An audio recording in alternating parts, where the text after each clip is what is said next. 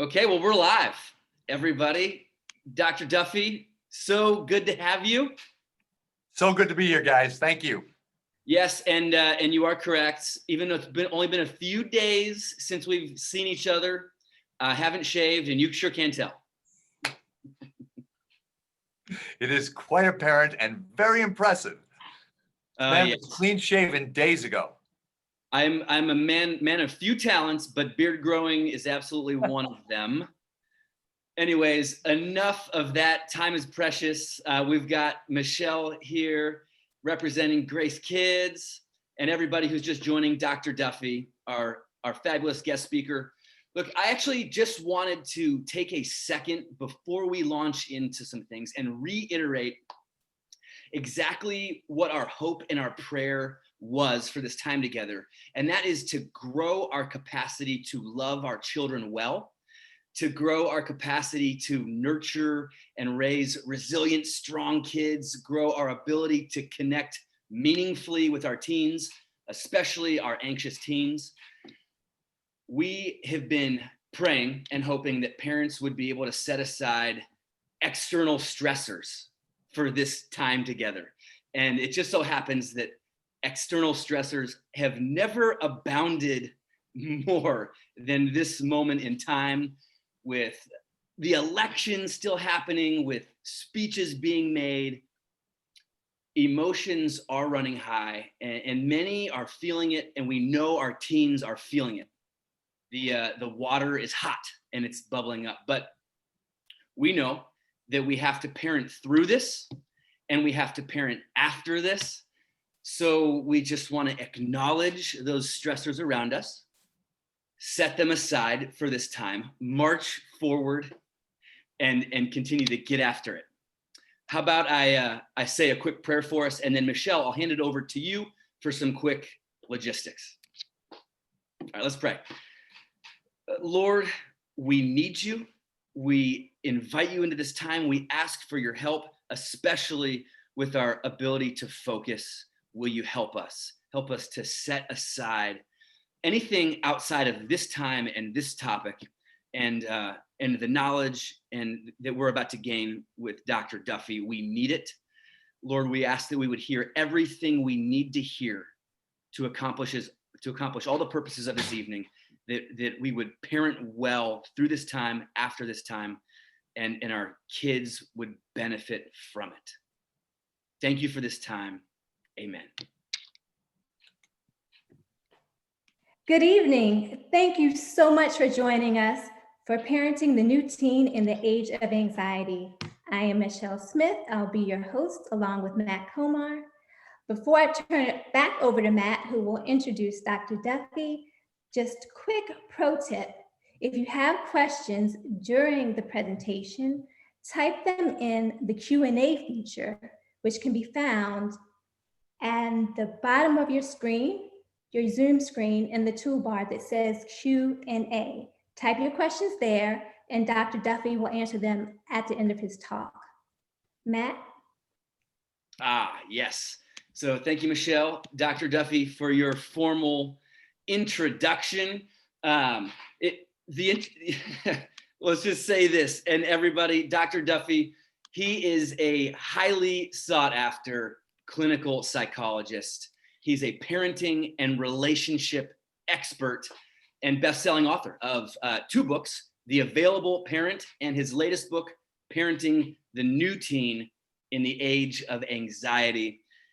He has been working with teens and families for nearly 20 years. He spends the vast majority of his time with our kids.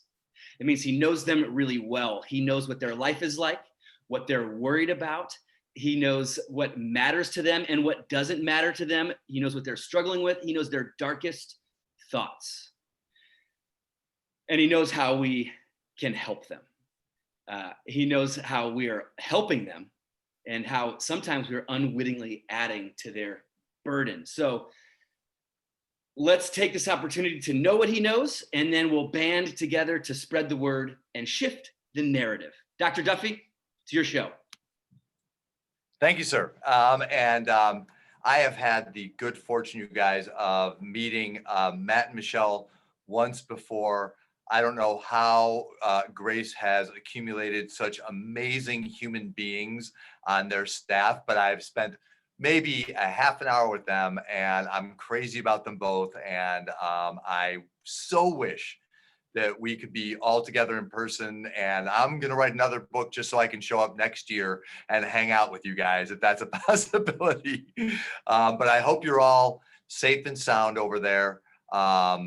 I know, like Matt was saying in his prayer, that this is not the only thing that you could be doing tonight. I know there is a lot going on in our hearts and in our minds. And, I suppose if I could offer my brief thoughts before we get into this on what's going on politically, I just hope, hey, listen, if your candidate wins, yeehaw. If your candidate loses, we move on. And then you guys are a community, and you guys clearly work beautifully together. And I just hope that that continues where you are at Grace Community Church, because I can tell that the vibe there is good and wonderful. And I can tell that I'm going to spend 2 hours preaching to the choir, which is my favorite thing to do. So hang in here with me, and let's see if we can't get to the best parents that we can be over the course of this evening. And I just want to thank you so much for joining me. First, I want to tell you a quick story before we get started. About 9 months ago, I was on a book tour. I wrote that book, as Matt was talking about, Parenting the New Teen in the Age of Anxiety. It's actually only that big, really, but it was going really well. Book was selling gangbusters. I was going into big filled auditoriums and TV stations and radio stations, and we were having really great discussions about parenting. And then right around St. Patrick's Day, something happened, and I've been working via Zoom. And I am just really, really grateful to know that some of you are out there joining us tonight. And I'm grateful to every single person who can hear me right now.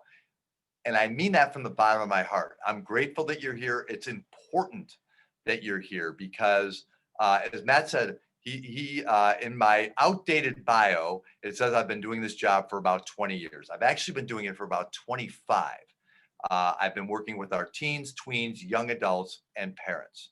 And for the first time in all that time, I'm worried about our kids. And I mean, not just some of them, not just the ones that show up in my office across the hall over here. I'm worried about all of our kids. They are living truly in an age of anxiety. I don't know if there's been a more pointed evening to talk about that maybe than tonight, right? Where we are in the midst of a pandemic, and we are in the midst of an election that seems to be lasting an exceptionally long time. And I came up with this phrase, the age of anxiety, before any of that even happened. So this has been going on. Our kids have been carrying a high degree of anxiety for a very, very long time. So again, I'm really glad you're here. When I've been giving these talks, I've been wondering, like, how am I going to get people to understand the degree to which our kids are more anxious than they used to be? And it crossed my mind, you know what I do?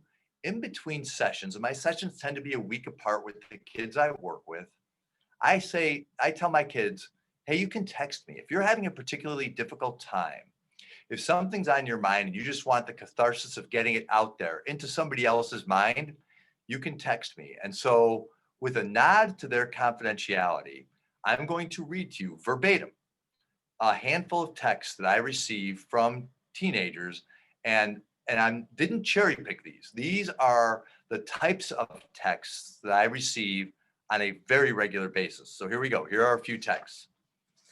Hey, Dr. Duffy, I just can't help but feel that a lot of people I talk to think I'm an uninteresting person.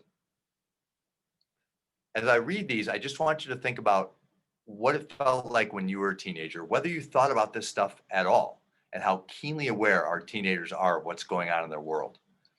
This might sound weird, but I feel like I'm going to end up looking like I'm in my 40s by the time I'm 20 because of the stress I'm under all the time.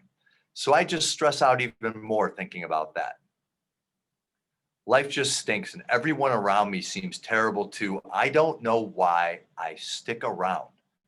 So there's this kind of pseudo-suicidality that kind of lingers in the minds of a lot of our teenagers, where they're not going to do anything active to hurt themselves necessarily, but there is this kind of lack of value for themselves and their lives. And I hear this a lot, and it's heartbreaking to hear, but it happens a lot. I don't think my parents know how hard this is for me. They think I'm bad, just bad.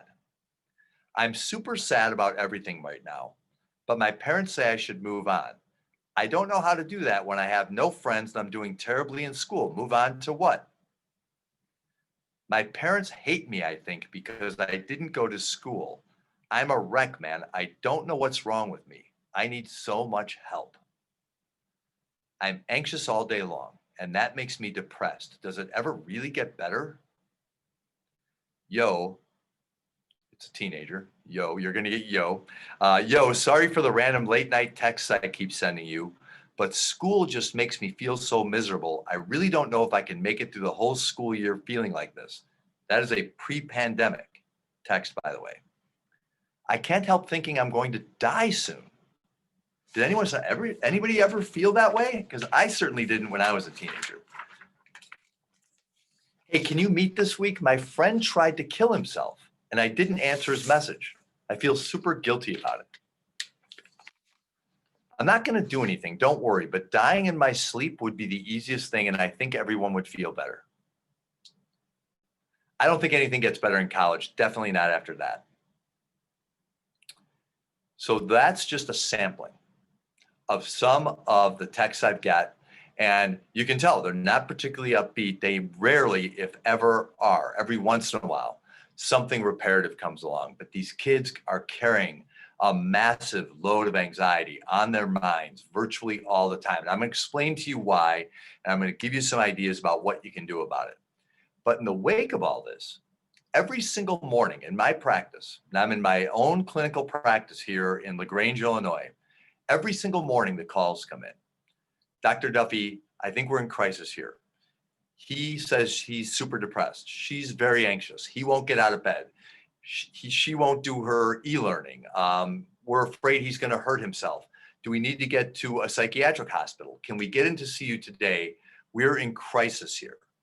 Families are in crisis, you guys. And when you do this kind of work, and I think Matt, Michelle, you guys might be able to back me up if you guys can see them on this. When you work with young people, you're going to get this kind of call, right?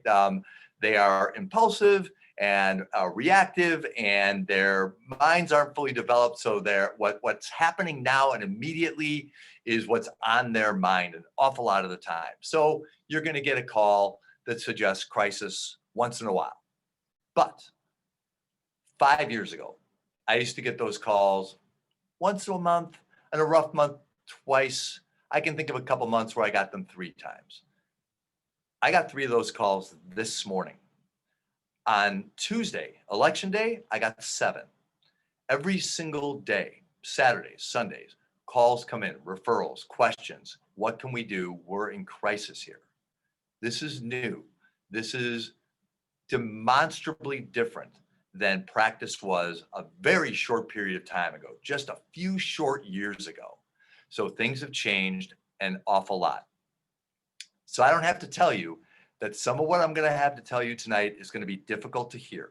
So I'm just going to ask you to hang in here with me, because on the back end of this, I have nothing but hope and tools for you to use to help your kids through these difficult times. Let me tell you a quick story before we get even deeper into this. I never intended to write a second parenting book. So I wrote a book called The Available Parent about 10 years ago.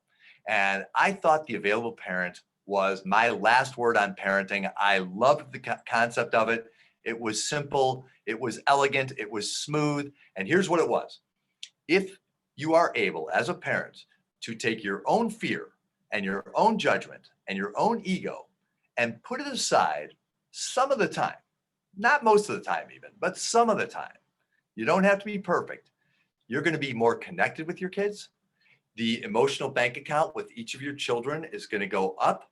And when you need your voice heard, your voice is going to be heard. That is a huge bonus. And all you need to do is take your fear, judgment, and ego and put them aside. But that's harder than it sounds. I want you to take a moment and just go through this little exercise with me. I want you to think of a time when, or a time right now, something you're struggling with one of your kids, right in this moment, right now, or within the last week or two. Think of a struggle you've had. Now, I want you to consider for just a moment, what were your fears affiliated with that situation? What were you most afraid of? Just take a moment and just picture your worst case scenario there.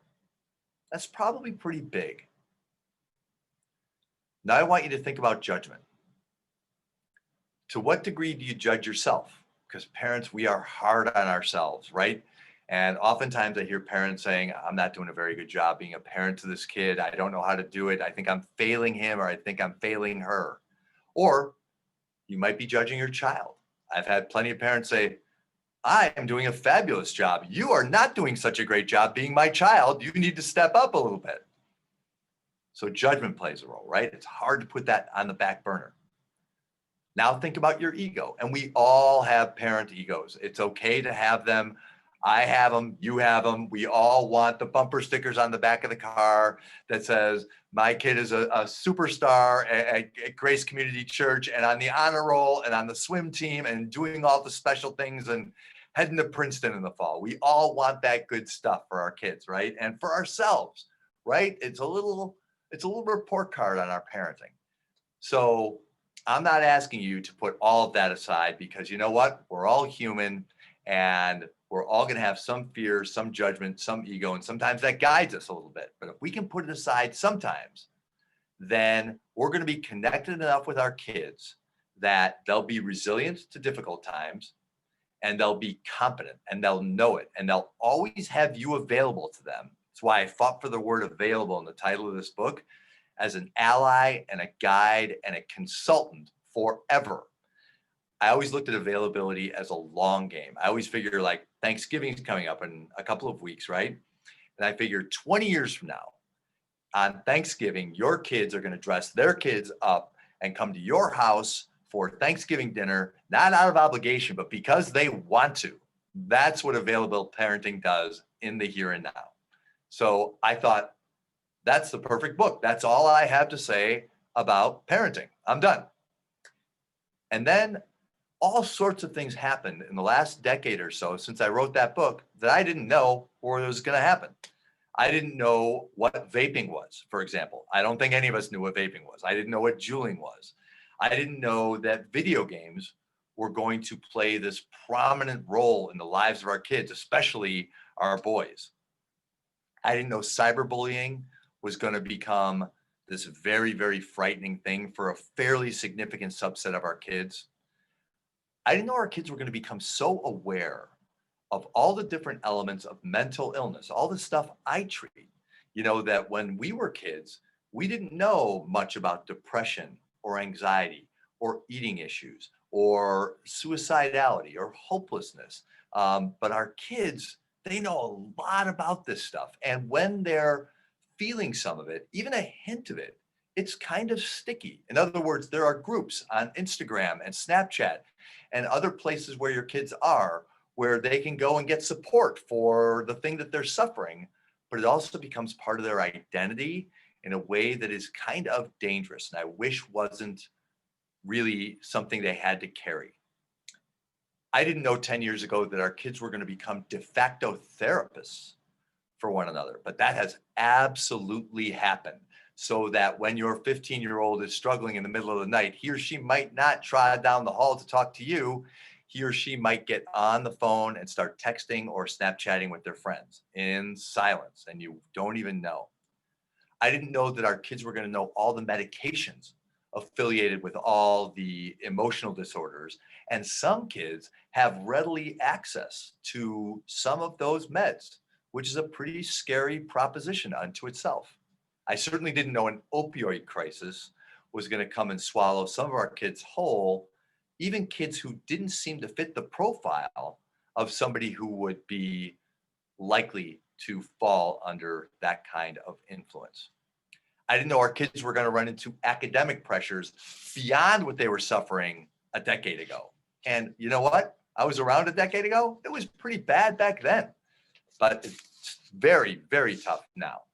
I didn't know that our kids were going to suffer social pressures from virtually every corner of their lives, including social media. I didn't know that social media was going to play such a profound role in the self-worth and the self-esteem of our kids. I didn't know our kids were going to run into what one girl I worked with brilliantly called identity traffic. And she explained it to me. Dr. Duffy, I have this traffic in my mind where I have to have this one identity with my parents, with my siblings, with my teachers, with my students in my class, with my teammates, with my workmates, with myself online. And I got to keep all these identities going while I'm trying to have a normal teenage life and just make it through high school. I didn't know the talks that we would normally initiate with our kids when they're 12, 13, 14, 15 years old or older, we would now have to start having with our kids at 8 or 9 or 10, because these littles, they have access to all the things because they're carrying it around in the palm of their hands. I didn't know that was going to happen. Effectively, you guys, I didn't know that our kids were going to be inundated with so much noise in their minds, between their ears, from the moment they woke up in the morning and put their feet on the ground until the moment they laid their heads down at night, never really knowing what it's like at all to be off the grid. I didn't know any of that was going to happen. And that was before this election, and that was before this pandemic. That was before any of this. Your kids are already carrying all of that stuff around, right? And some of you may have nodded through some of that and thought, oh, I remembered that. But for most of it, this is new. We have to learn this from our kids, which is a very new thing for parents, and it takes a lot. And I want to tell you guys, yeah, this took a decade, all of this stuff I just described to come along. But the truth is, all this stuff showed up really in the past like 4 or 5 years at the long end, and it's not over.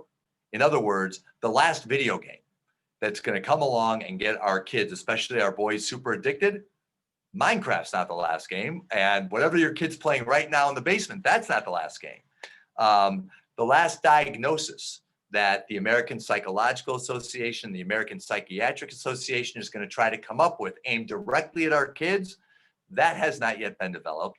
And the medications affiliated with that diagnosis and all the treatments, those haven't been developed either. So there's going to be more of this mental illness stuff showing up in the lives of our kids. We also know we're not looking at the last iteration of social media with Snapchat or TikTok or Instagram or any of this. And I shudder to think what the next iterations are going to look like. Do we have holograms? I don't know how we get any more advanced or addictive or destructive sometimes than what we have right now. So we'll get into that. So as I said in The Available Parent, we need to keep our fear and our judgment and our egos pretty much in check. An awful lot of the time, if you do that, you're in great shape, but you also have to have some idea what it is that you are working with your teenagers. We cannot expect them to introduce you to this is what it's like to be a teenager in 2020, starting right now. So that's why I wrote this book. And I'm not demanding that you read this book, but I encourage you at some point just to even just go to Amazon and look at the table of contents. And I'm just going to read to you a few of the things that, are in there, just so you get an idea of the kind of things that are covered that I want you to know about. Self-consciousness, the kids are experiencing in a way they never have before. Empathy, they have enormous empathy that's kind of a burden. Social media, like we were talking about, the emotional bank account, your disdain. Your kids are super sensitive to any disdain you might feel toward them, even if you weren't with regards to your own parents. Identity traffic, as I mentioned, our narrow definition of success. I want you to think about that for a second. Think about how narrow we think about success, right? We don't offer, it's usually like you get really good grades, you participate in the right things. So if you fall outside the margins, are you successful? Can you be? And we need to leave room for our kids who are a little bit different to still be successful. College choices and stressors like never before, anxiety like never before. a heightened awareness of mental illness and then some, crises that keep coming up over and over again in our kids' lives, alcohol, drugs, marijuana, prescription drugs, video games, relationships and sex, sexual identity and orientation, sexual assault, suicide, and suicidal ideation are all things that your child might be carrying around in his or her mind or in the back of their minds, even right now, even tonight. And again, all before the pandemic struck. So one thing that happened once March came along and once the election season came along is I had to revisit this book and I had to think about whether it was still relevant. Because I'm talking about this age of anxiety. And I thought, have I captured the age of anxiety that we're in, or has it become incredibly more anxious since I finished penning this book a year ago? And as it turns out, the good news for me was that every word of it still holds true. And what I offer in there, and I'm going to offer you guys tonight, is ways to connect with your kids so that you can help them navigate all of this noise they're carrying around in their heads. So the tough part is almost over, you guys. We're going to get the solutions here very, very quickly. But the good news is that the principles still apply. They still apply kind of pretty well across the board. Before we get to solutions, I just want to say a word about the last 7 or 8 months and maybe the last few weeks. Our households are stressed, and the nature of that stress is changing week to week to week, to the point where I was trying to keep parents informed, the parents I know, the parents in my area here. And the only way I could find to do that is to do once or twice a week Instagram lives to let them know, here's what kids are going through now. Here's what the schools are going through now. Here's what you are likely going through now. And I want to recognize and acknowledge, and Michelle and I were talking about this before we actually got on this call, everything that we have gone through, that you as families have gone through and are still going through over the course of this year, all of the losses, all of the grief, all of the unusual living circumstances. I think most people would argue, like, I love my family, I love being with them. I didn't intend to spend this much time with them all at once within a period of 6 months. So this adaptation we've had to make on a dime has been very, very difficult.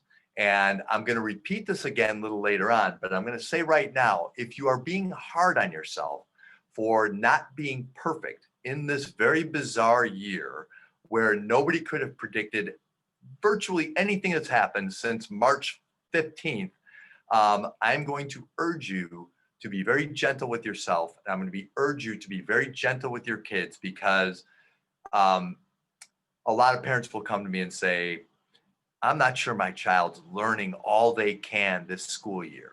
And I usually say, you're probably right. You're probably right that were this a different year, maybe academically some other things would come along and they'd be able to absorb those lessons in a certain way. But there is, with any crisis, there is massive opportunity.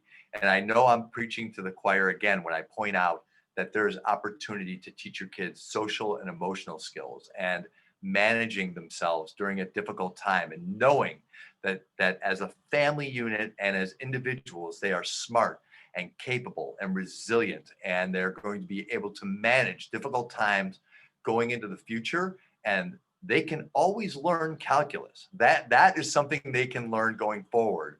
But there is this odd, unique opportunity in the midst of this wretched crisis that we've got going in this pandemic to teach your kids all these lovely lessons. And the other thing I'm going to encourage, and I may be a little late to the party here, but there's still time. If you're spending more time than usual with your kids, take advantage of that time. Let them see you and your family in a different light. If they're used to seeing business mom and dad with the tie and the vest and all this stuff, let them see a playful side of you, because they will relate to that person. And if you feel like my relationship with my kid is damaged beyond what even Duffy here can repair, I should probably just get off the Zoom call.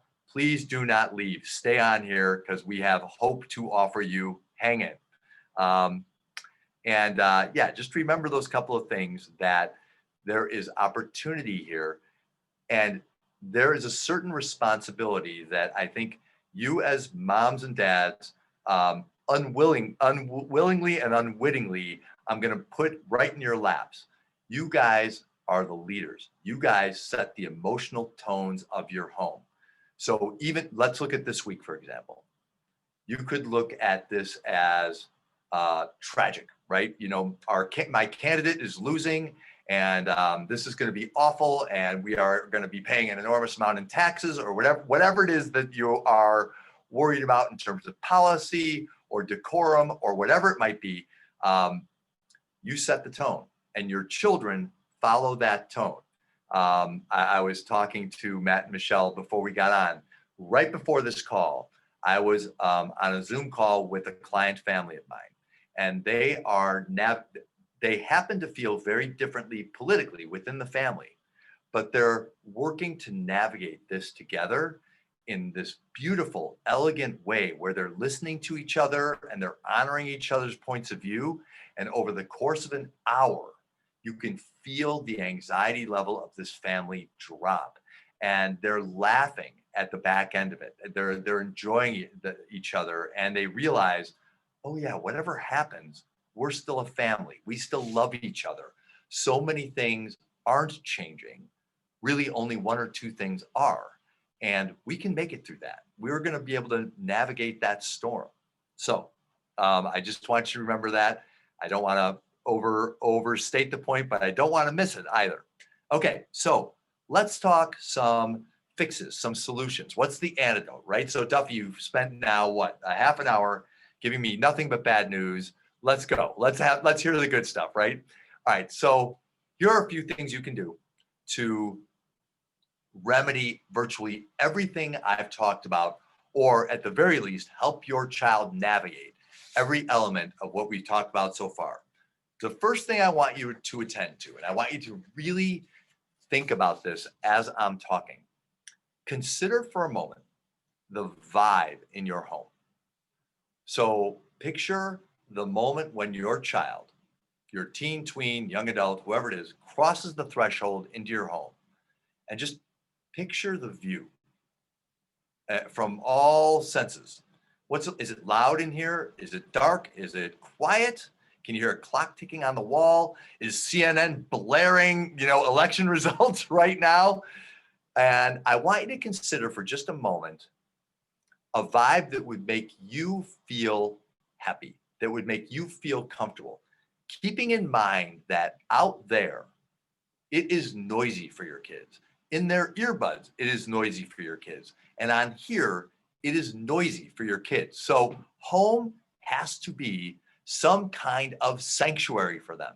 This has to be a comfortable place for them. And I am not suggesting, as I've been accused of a couple of times during these talks, that you have to break out the weighted blankets and the scented candles and have a seance in the living room so that everybody feels very zen. If you want to do that, fine. But really just think about an environment that makes you feel comfortable and relaxed and chilled out, and create that for yourself and for your children. Because oftentimes the easiest remedies are right in front of our faces and we miss it. We forget, like, oh yeah, this place is really loud, or it's really cluttered in here, and this is not good for our minds and our hearts and our souls, right? So just pay attention to your environment.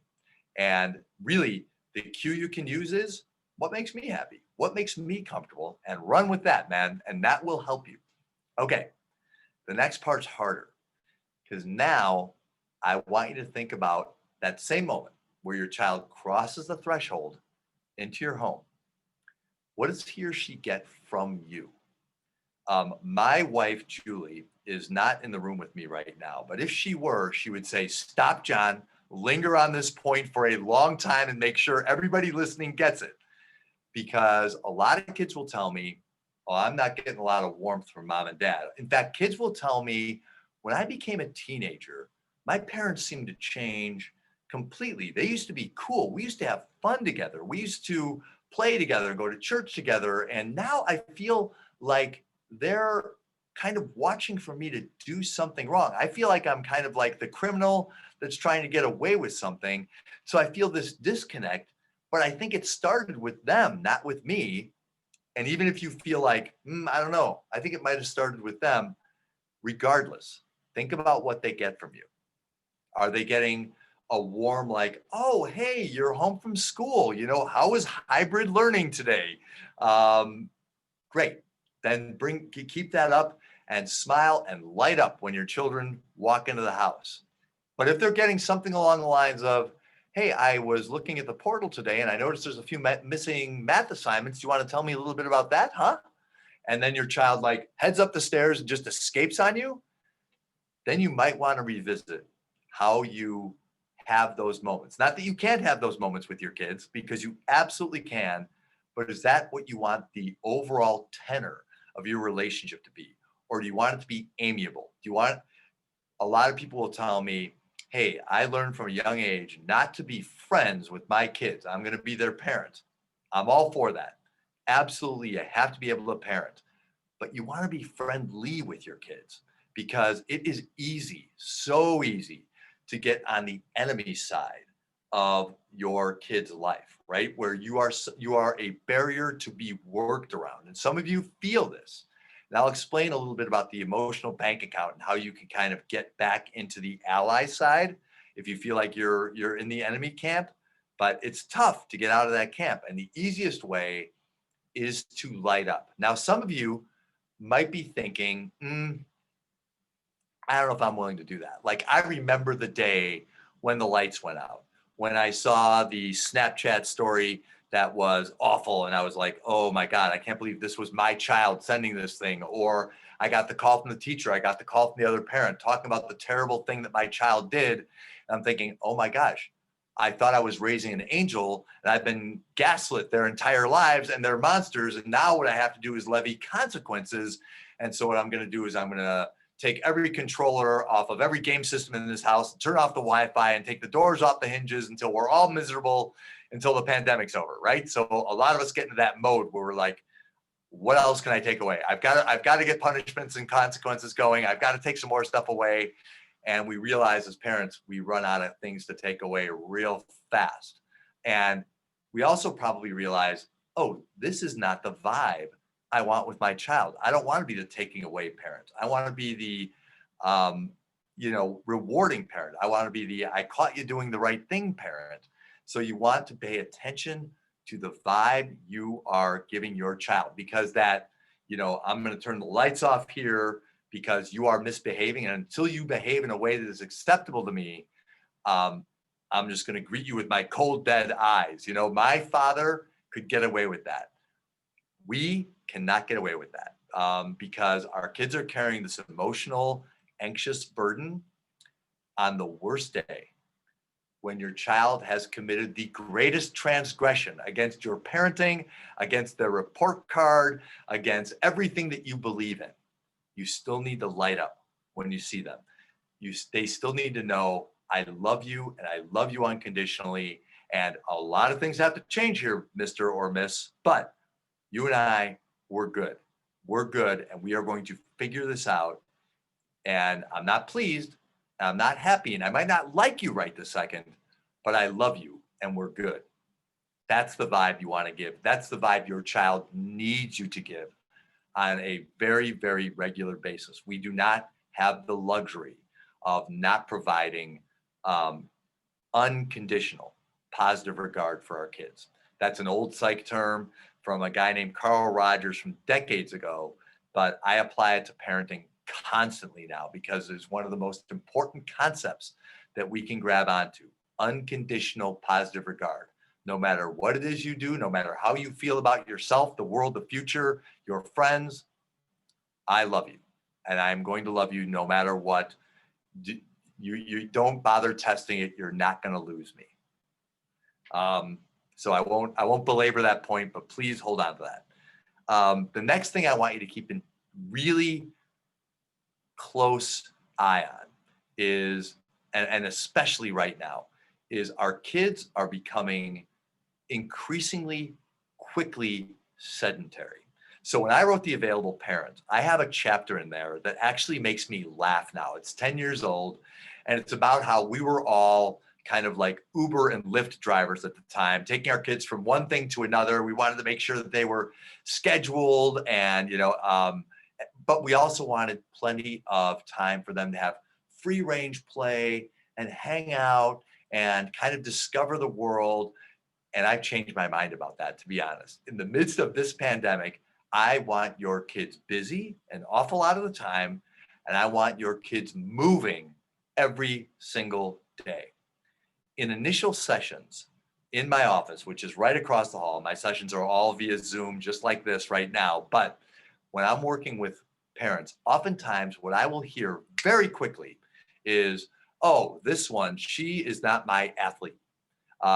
She likes to play the violin, or she's a great student.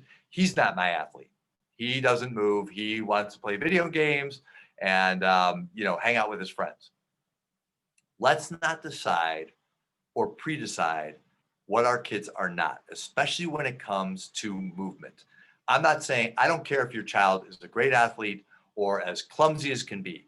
Your child needs to move. Their body needs to move every single day. And it's never more important than it is right now in these anxious times. I don't know a better antidote for keeping kids off my couch across the hall over there than movement. I really don't. So I don't care if they are riding their bikes around with their friends, or if they find a way to play masked soccer or frisbee football, or if they are varsity football players or cheerleaders. One way or another, your kids need to move. Trust me, this is a big deal, or I wouldn't dwell on it. And I know we're in a pandemic and it's tricky to find ways to do that safely. So be creative. I work with a family right now who, and there are 6 of them. 3 of the 6 are teenagers. And what they do every afternoon is go in the yard and play a game. And often it's tag. And one would think teenagers are not going to engage in that, but they do. To our surprise, they do. They want to be with their families at least some of the time. They want to play and run and jump because this is a natural state for them. But what's happening, and I see it in my Zoom calls when I work one-on-one with teenagers, when it was March and April, kids were like up right in the camera like I am now, and they were bright-eyed and they were ready to go. And Dr. Duffy, what do we need to talk about today? And now I kind of get this, I can tell there's like another screen going and they're laid back, or they're almost laying down all the way. They're disengaged a little bit, and we need to get their energy back up because you can feel their energy waning. And that just leads to a huge bump in anxiety because you can know that that young body is just going to get more and more anxious as time goes on if they don't move. So lots of activity, lots of movement. And this is an area where I'm going to say that you are allowed to play one of your very rare parent cards. So you don't get many of these, right? A parent card is a non-negotiable. You are going to do this thing. And movement is non-negotiable. And if this were a normal school year, and it may be right where you are, being engaged and active in something, non-negotiable. So when your children are in a pool or on a court or on a stage or in the debate room or practicing in the orchestra pit, they are practicing a whole different element of their mind and their body and their spirit. And anything that's happening on that phone is they are away from it. They are in sanctuary, right? And this is a rare, beautiful thing in the lives of our kids, and they need it now more than ever. So activity of some kind, wherever your kids' strengths or interests are non-negotiable. And the parent card is you're going to do something, and don't try to fool me with that thing that meets once a month for an hour, that's the thing you're going to do. I want you busy virtually every single day because your kids, trust me, they need that sanctuary. They need to release that anxious energy. It is huge and important. Okay. The next thing I'm going to talk about, I'm assuming that Matt and Michelle were okay with for time for a few minutes here. Can I keep going? All right, here we go. I got a couple more tips I want to leave you guys with. The next one is listening. And the last time I gave a talk, I saw a comment come up and it said, "Oh, how novel. The therapist wants us to listen better." And I totally understood what this dad was implying, but I'm going to explain to you, I'm going to tell you a quick story and explain to you why this matters so much, why I want you to be the de facto therapists in your kids' lives and put me out of business a little bit. A good friend of mine, her name is Kathy Adams. She has a beautiful podcast about parenting called Zen Parenting Radio. I recommend it if you want to just get some great parenting tips and real parenting feel good. So I was talking to Kathy recently, and she said her oldest daughter, who's a junior in high school, came up to her recently and said, "Mom, you know what? I hate Sundays."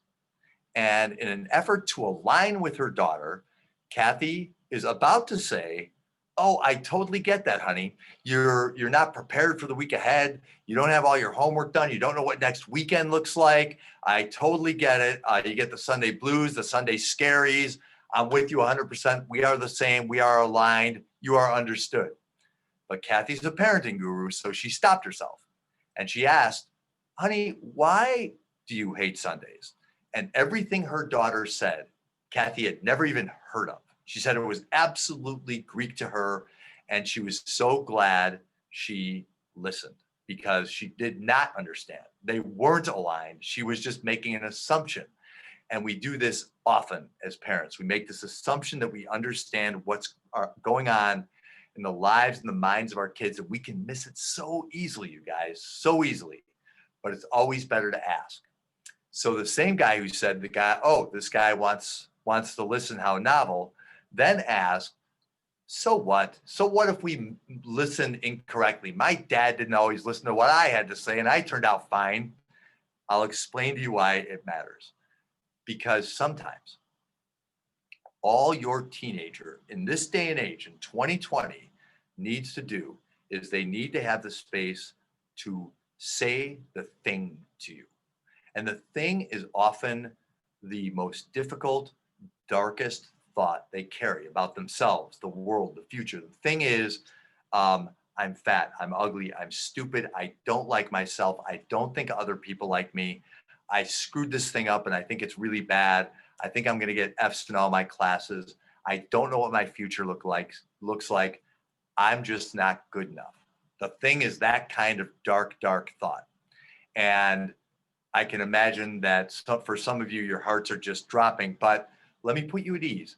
Most teenagers have this kind of thought sometimes, and it's not a permanent thought ever, so all you need to do is create the space for them to say the thing and just hold it for them.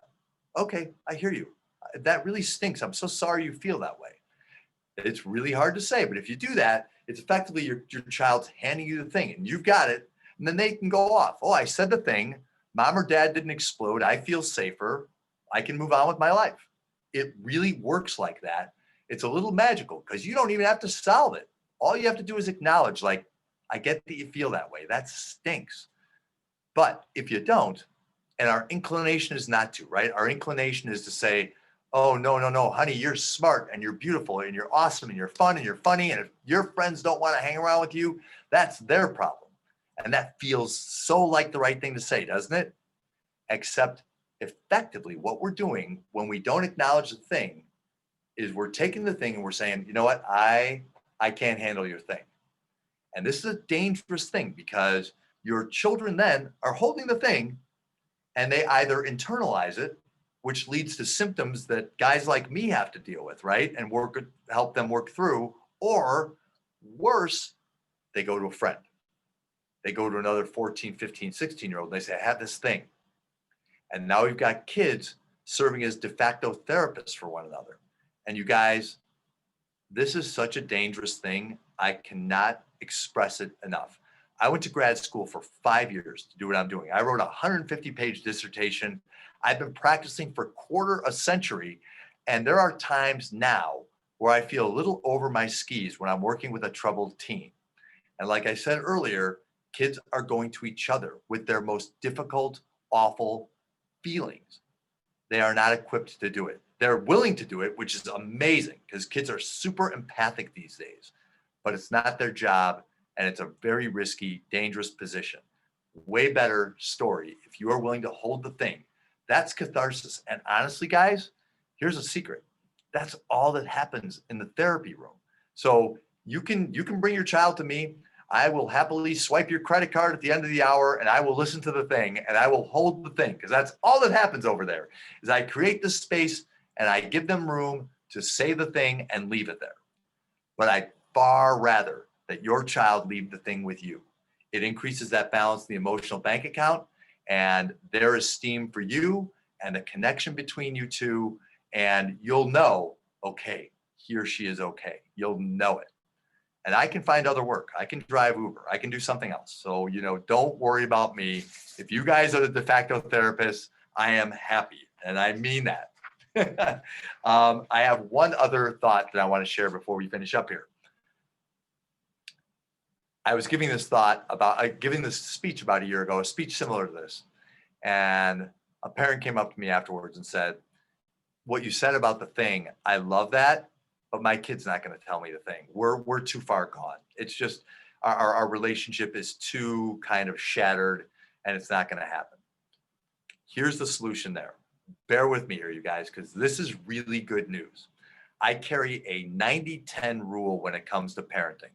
That is to say this, 90% of the time you spend with your child, I want it to be not talking about report cards, not talking about what they're doing wrong, not talking about the room that's dirty, not talking about the dishes that aren't clean, but talking about their lives, hanging out, binge watching the show with them for a little while, grabbing an earbud and listening to whatever the music is and saying, like, what is this? Is this rap music? I hate it. Why don't you explain to me what you love about it? Whatever it is, hang out with them, get into their world and get to know them, hang out, play with them, and let them see a playful side of you. This is the good news. This is 90%. And 90% of the time, I want you hanging out and enjoying your time with your kids. This is why we get into the parenting business in the first place, right? We enjoy our kids. We marvel that they are not just clones of ourselves, but they have these ideas of their own that they are honing and developing. How cool is that, right? But it's even better than that because this is money in the emotional bank with your kids as well, that 90%, so that when you need to have your child's attention about sex or vaping or juuling, drugs, bullying, self-esteem issues, wearing a mask, politics, whatever it is, you're going to get their attention because you've invested that 90% in them. You've lit up for them. You've been there for them. So they know you and they trust you, and you are now an ally and not an enemy. That is no small thing, right? So invest that 90%. And I'm telling you, man, parenting goes so much more smoothly. So let me give a brief conclusion. Just a couple of quick thoughts here. I know a lot of your kids. I don't know your kids in particular, but I know an unusual number of kids for a guy my age. And this generation blows me away. Your kids are smart and kind and thoughtful and generous. And they might not show this to you. They might show you some slovenly, awful side of themselves. But trust me, your child, the one that's bugging you the most right now, is an amazing human being because I did the math and I think I've known about 600 kids over the course of about 20 years.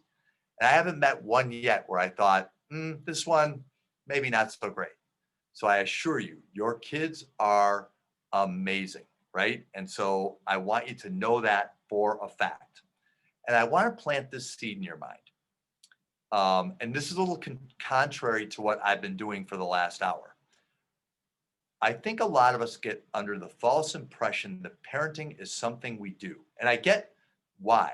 There are guides and portals and trackers and books and guys on Zoom telling you this is how you're supposed to parent in the age of anxiety. And so we start to think like, oh, parenting, that's technique. It's something we do. But it's bigger and more valuable and more important than that could ever be. It is who you are to somebody amazing. It's this kind of light that you carry with your child forever. So let it be that. And I want to repeat one other thought before we finish up here. Some of you, I know, are very hard on yourselves. And you think, even especially in the midst of the pandemic, I'm not doing a very good job here. And if your children are getting on some of their Zoom calls, if they're heading to school some of the time, if they are getting some of their homework done, if they are showering every couple of days, you are in the right lane. If you lose your cool with them once in a while, that's fine. It's gonna happen.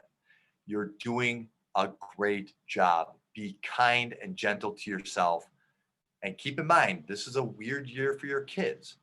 So this is a struggle for them, and they're learning to be competent and resilient and adaptable as we go here. So be easy on them too. Be gentle with them too. They need that from you. So be kind to yourselves, be kind to your children, and thank you so much for hanging in here for my yammering for an hour. And I am open to any thoughts, questions, comments, smart remarks, or rebuttals that any of you have that you'd like to offer here. Dr. Duffy, thank you so much. Like you said, everybody who's still on, if you have questions or funny comments, please feel free to post them. We've got several great questions already. And so as we continue to work through them, keep them coming. So let's go. Dr. Duffy, so a few parents have latched on to what you were talking about, movement. And yes. So why don't we start off the Q&A with kind of a cluster of comments and questions about the movement piece. Fantastic. So first a comment and then a piggyback question. One of our listeners said that we have learned a term, quiet sports, hiking, backpacking, climbing, kayaking, anything outdoors. This parent said, it helped them to identify as athletic. What they didn't like, referring to her kids, what the kids didn't like was the competition part of movement. They have enough of that all day long. And then the question that's related was from Alicia. She said that she finds competition, like the comparing game, it comes into play quite often in the tween-teen world. Is there a healthy competition or a suggestion to approach the competitive environment? I love that. I love both of these thoughts. I get your point. I think both of you are correct that our kids are engaged in so many types of competition. And for so many of them, it's interesting how the psyche works, because we're often inclined to compare ourselves upward, right? So we think like, we will always find the person who outperforms us. And so it plays this negative impact on our self-esteem. As adults, we do this, and kids do this with unconsciously, they do it. So both of your thoughts are kind of brilliant. The quiet sports are a beautiful way to extract some of the competition. There are also, I'm going to add a thought to that I think answers part of the second question as well. I don't know how many of you are familiar with letterboxing or geocaching, but this is effectively a treasure hunt where there are clues online and in public spaces all over the country. I promise you, not far from, within a mile or two of where any of you are sitting right now, there are letterboxes that are hidden in these little Tupperware containers in the woods, near a shopping mall, somewhere. And if you follow these clues, you kind of work cooperatively as a group, and you find these things. And my family has done this for years. I've done this with groups of clients a number of times. It is a thrill to kind of figure out the clues. And it's this weird trick, kind of like a lot of the quiet sports, where you don't realize, oh, I'm getting exercise, right? You know, and in a way, that's part of, I think, what you're asking is like, how do we get our kids to exercise if they don't consider themselves athletes or they don't want to be? And that's fine. And part of it is just moving. And I love the idea of, so I'm gonna let the first answer be, the first thought be the answer to the second question, because I think it answers it pretty well. I think a lot of the quiet sports take some of the competition out of the busy psyches of our kids' minds, right? So the idea of just hiking along the trail, get a few friends together and go for a hike. Kids are doing this more this year than any year that I can ever remember. I'm working with groups of kids who will, after they leave here, meet their friends, put on masks, and go for a big bike ride together. No competition. They're just hanging out and biking together. And every once in a while, there is a church basketball league near me, and the competition about 2 years ago became really, really heated and kind of ugly. And so what they decided to do was just have a time limit, not keep score. And it somehow made this so much more tolerable and fun for the kids. And then they were willing to, kind of in the middle of a play, they'd be like, all right, you and me, let's switch teams right now. They kind of created rules as they went, because the game became more fluid and it felt like playing. My son, oddly enough, was a swimmer in high school. Nothing's more competitive than this. So that does not answer our question. But there was something my wife noticed one day, as the boys were approaching the pool. And before they were like swimming one lap after another lap after another lap, what they did, and these are like 16, 17-year-old boys, they would jump in the pool and splash around and play. And we realized, oh my gosh, our kids never just play. Like, I don't know if you guys remember games like Kick the Can, where, or Ghost in the Graveyard, or different like just street games that we would play that weren't very competitive, but were just fun and playful. And so we can encourage some of that just natural play in our kids, because what we're looking to do, and I think both of your commenters and questioners are hinting at this, is we're looking to give their minds this break and let their minds and bodies and spirits kind of just cleanse. And a great way to do that is to just free play, make up a game, play tag, something that's not very competitive. I actually love the vibe of that. And what I would encourage you to do is get the kids outside, a group of them, and say, okay, we're going to play a game that's never been played before. And this is something I did with a group of kids recently. We each get to make up a rule, and you go around and everybody makes up a rule, and suddenly you're playing something ridiculous, but everybody's into it, and it doesn't require any particular acumen. So it's not necessarily the fastest, most athletic kid's going to win, because there's probably a mind component to it and a body component to it, and a, getting around, understanding the neighborhood component to it. So be creative with this kind of thing, and play with these ideas the way you want your kids to play with them. And I think you'll get where you want to go. But I think you guys both nailed a really important concept. We don't want our kids competing all the time. So thank you. Thanks. So kind of one more, staying on this idea of movement. Renee asks, she has this question. She starts with this. She says, I loved what you said about movement and activity. My tween does baseball and swimming, which does regularly, but in the pandemic, he has gravitated a ton to Minecraft and Scratch. He spends a lot of time learning to code on Scratch in Minecraft, which his father does as a living. So she says, on the one hand, I think it's a great life skill. On the other hand, it's sedentary and solitary. He's taking an advanced Scratch through Johns Hopkins Center for Talented Youth. We'd love your take on how to juggle the online coding draw with the real world. Got it. She does want you to know that he doesn't have a phone and he's not on social media. Thank you so much. Okay. Wow. First of all, what an impressive young guy. I mean, that's really cool that he's learning how to code. And I honor you as parents for allowing him to kind of pursue that. It might feel like it's a little young to follow a coding class at Johns Hopkins, but clearly you know your guy well enough to know he's got this, he can handle it. And I can imagine that his self-worth and self-esteem is boosted because you support that his ability to do that. And so he rises to that occasion. For everybody else, that's how it works. It works just that elegantly. But I get your point also that we're missing that physical component because, we're in a pandemic. And so Minecraft and coding are kind of taking the place of being out there either in the pool or on the baseball diamond. I get it.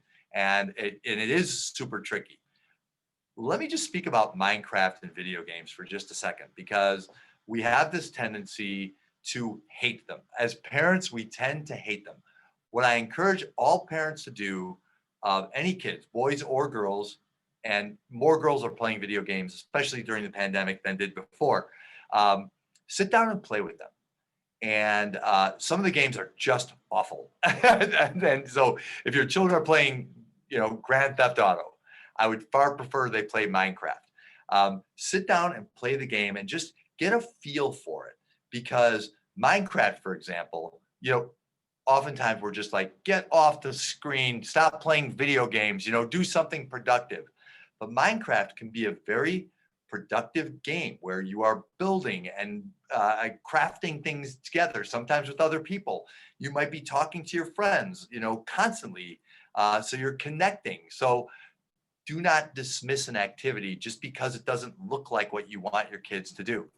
That said, I like the idea that you need to get your guy out there doing something. So if he can't get to the baseball diamond, and because it's just not safe, he can't get in the pool right now because it's not open or it's not safe, be creative and think of other ways to get him physically engaged. I'm working with an enormous number of young people who are doing yoga, yoga in their basements, or at studios with masks, and they kind of love it because they're fully engaged, again, mind, body, and spirit. And it surprises me that I'm working with like 14, 15-year-old boys who have this yoga practice going, or learning some basic martial arts. There's some really creative ways to get that body activated. For some of my athlete kids, who are used to being on team sports, like my baseball players and my lacrosse players and my hockey players and stuff, when they can't be out there with their team, what they're spending some of this time doing is just getting on the ice, getting on the field, and practicing, just getting used to their own position, keeping themselves acclimated to that field and that vibe and that sport, so that when they get back to it, they will let them know that they will get back to it. It doesn't feel unfamiliar to them. So I want to add one thought here. A lot of my athletes feel like hopeless. They feel like, I'm never going to get back to that. And I was so good at that. That was my thing. I was a great baseball player, lacrosse player, swimmer, whatever it is.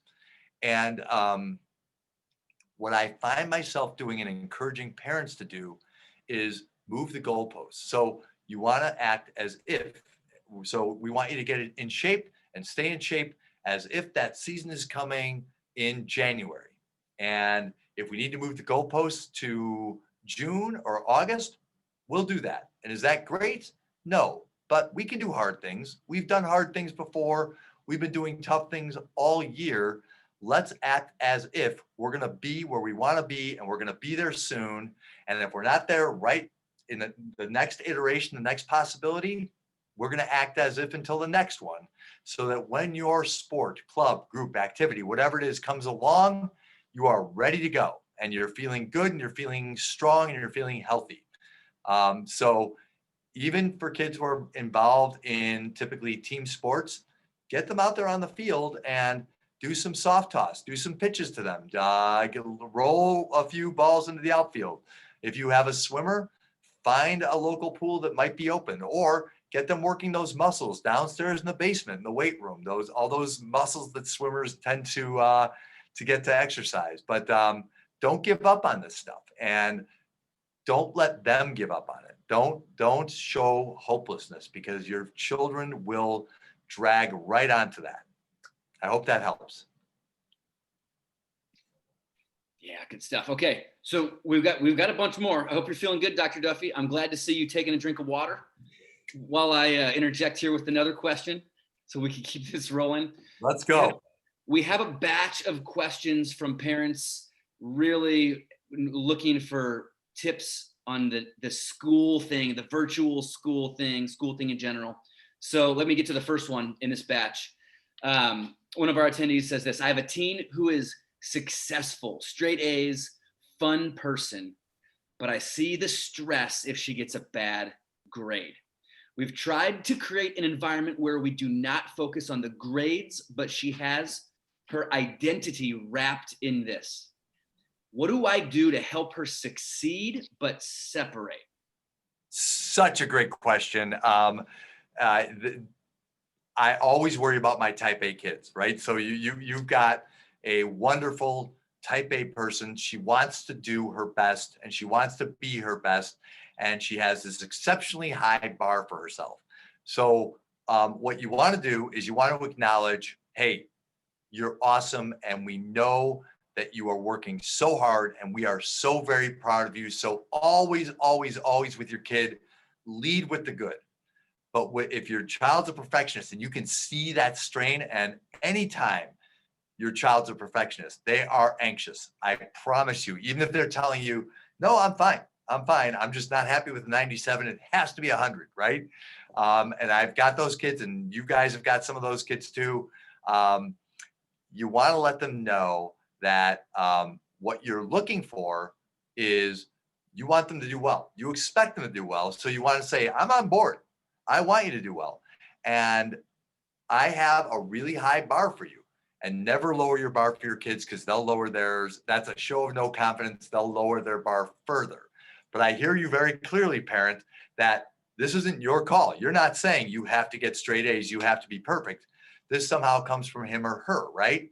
And so the message you want to give them is, you want to consistently let them know they are absolutely good enough just as they are. So you want to say, hey, maintain your high bar and do really well, but you don't have to carry all that anxiety to do well. And if your worst case scenario is you might get a B, I've even encouraged some kids, like, I dare you to get a B. I will do this on occasion, just because they realize, oh, the sky's not going to fall. Because perfectionism is this terrible trap. Any of us who have been in that trap, I was there when I was a kid for a while.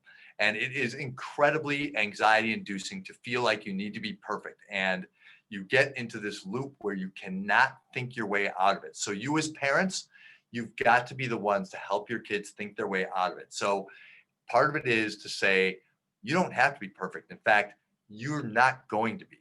None of us are perfect. God didn't make us perfect, right? We're all flawed. And sometimes our flaws are some of the coolest parts about us. So let's take perfectionism away, and let's make the metric not about, I need to see straight A's on a report card, but I'm going to work hard. I'm going to do my best. Start using phrases like that as your metrics for measuring how she's doing, right? You know, are you working hard? Are you doing your best? Should you put 10 more minutes in and maybe, you nudge that B+ up to an A-? So start using that kind of language, but be really clear. You don't expect your child to be perfect. She's more than good enough. And kids who are perfectionists, they think that their lives are binary. Either I'm perfect or I'm not good enough. If I can, Matt, I want to tell a quick story. Last year, I was working with a perfectionistic girl. She was number one in her class of 1,000 kids. And she wrote me one night, it was late, and she said, hey, can I come in? And I'm like, on my way home. I'm like, oh, no, please. But I'm like, okay, yes, come in. She comes in with her laptop, and she has a 5-page paper due in 2.5 hours, and she has a blinking cursor alone at the top of the screen, not a word written. So I asked her, so what's the paper about? And she told me, and I said, so what do you want to say about it? And it was about this one book. And I said, well, how did you feel about the book? And she kind of gave me her thoughts and opinions. And I said, so, what would the thesis even be about this? And she kind of just spoke it out really nice and easy. And then I told her that I'd been tricking her for an hour and that I turned on my tape recorder before she started, and she basically wrote her paper. And she said an expletive I'm not going to share with you right now. And then she said, thank you. But this is what happens when kids become perfectionistic. They eventually can't think at all. They hit this wall and they hit it hard, and then they're not functioning well. And they're seeing therapists, and way too often they're on anti-anxiety medications. And there are ways to beat this rap, you guys. And the way to do it is to let them know that the bar is high, but it's about effort. And you are absolutely good enough exactly the way you are, even if you get a B or a C. You can be pretty clear, like, but I know you can do better than that. You know what I mean? But I don't expect you to be perfect. And take perfectionism out of it and be really, really clear that that's what you're taking out of it, because that's what you're dealing with there. And she thinks it's either or. Either I'm okay or I'm absolutely not. And you need to give her some gray room in the area there. Yeah, and I appreciate that. Kind of flipping the script on this idea of like your flaw, you should fear being flawed, but sometimes your flaws are the coolest things about you, or kind of like your quirks, things like that. More on school, Dr. Duffy.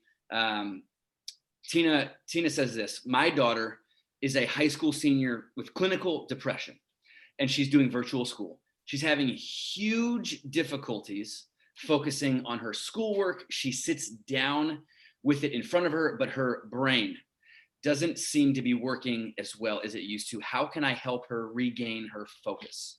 Yeah, I so feel for you, and I feel for your daughter, Tina. So she's a senior. So picture her life right now, right? So she kind of comes into this feeling down and depressed. And depression's an interesting thing to treat, just as a side note, you guys, because typically what we're looking at when I'm working with a depressed adolescent is the flaw in their thinking, right? You're thinking errantly about yourself or the world or the future. In 2020, your daughter, Tina, she might not have flawed thinking. She might be missing out on hanging out with friends, just having a normal day at school, missing out on the homecoming dance. There's a whole slew of losses that probably make the depression worse. So the first thing you want to do is acknowledge that, yeah, some of this stuff really stinks. It's really hard to make it through this year. So you want to help jumpstart her sense of optimism. And that movement from kind of a sedentary, still mind to an active, optimistic, bustling mind, that's a tough leap to make. So she's going to need to draft off some of your energy. So my bias is what I'm finding works in this particular situation, and you are not alone, believe me. And I've been at trial and error for about 7 months on this. What I find works is if you spent a couple of days with her, with her, attending some of the classes, doing some of the homework, and helping her find a way to conceptualize and do this work so it doesn't feel so flat. And let her know.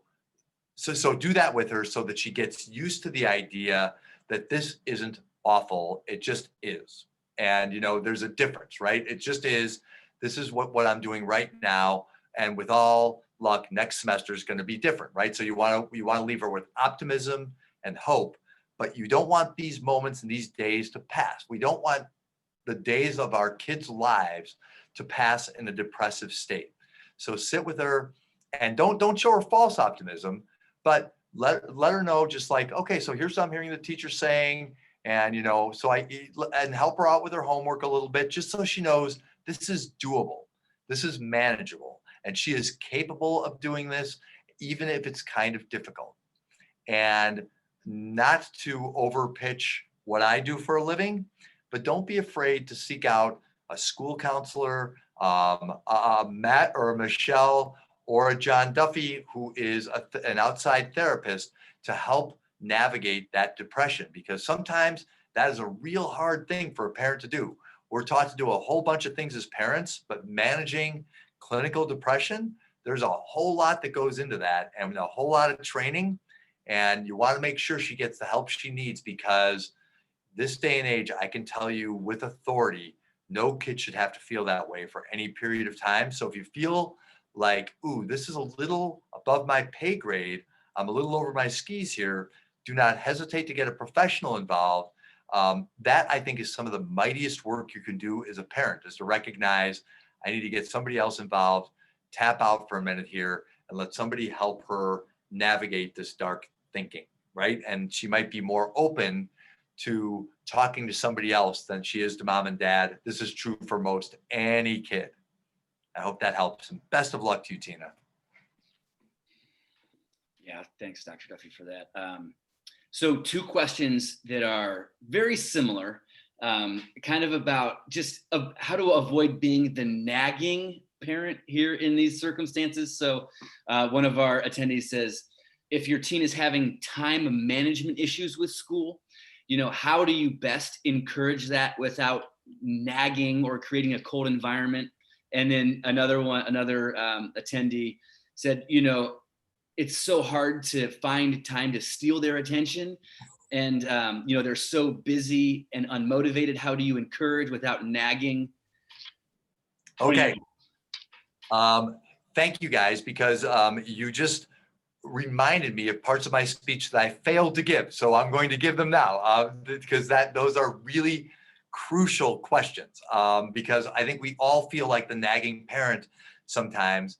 And sometimes you feel like, I have real wisdom to offer you here. Why are you not responding to it? I'm giving you all the good stuff, right?